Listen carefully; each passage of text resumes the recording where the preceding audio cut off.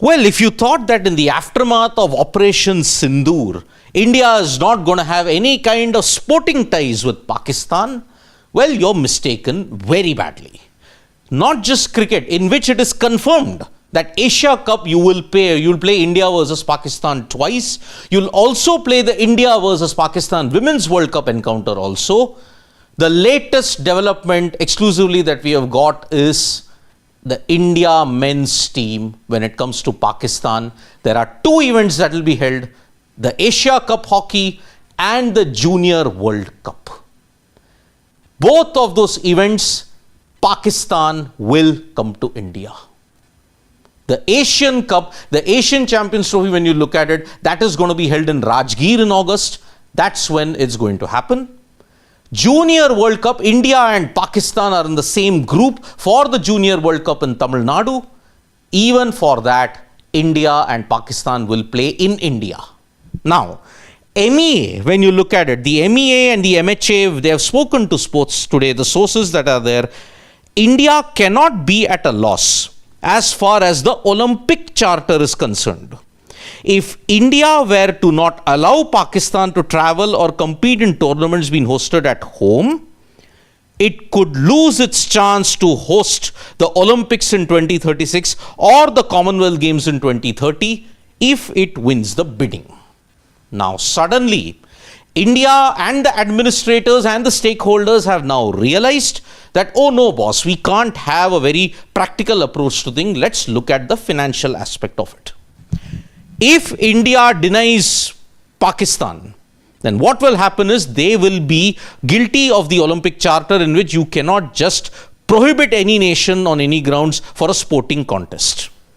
On the grounds of this, they have two major events lined up: 2030 Commonwealth Games, 2036 Olympics.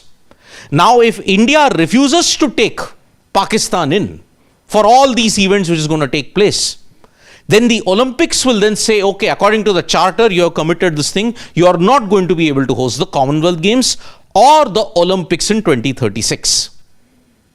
This is the real politics that has been played out. India, come whatever may, have regressed back to the 90s, because whatever happens, Pakistan will continue its terror attacks, but sporting relations will continue. Because the Indian entities, the Indian authorities have not been able to convince anybody that yes, Pakistan is a rogue state, it just cannot be there in any sporting platform.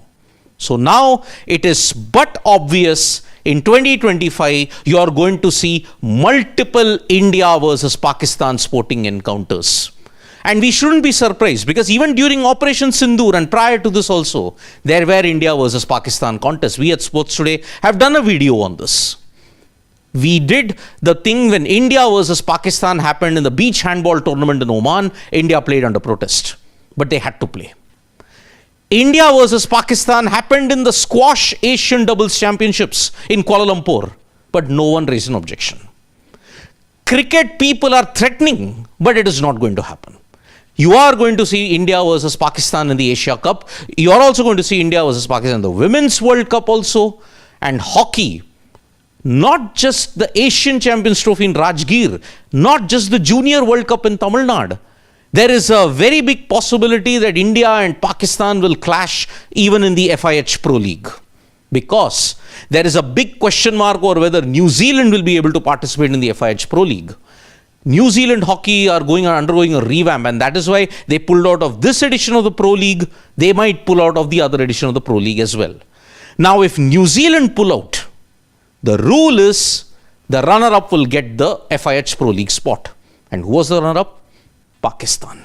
So that is why keeping one eye on 2036 and keeping one eye on 2030, India has succumbed to the Olympic Charter. And because of that, a free invitation has been given to Pakistan. Come to Rajgir, play the Asian Champions Trophy. Come to Tamil Nadu, play the Junior World Cup. You come and play, we will host 2030 Commonwealth, 2036 Olympics.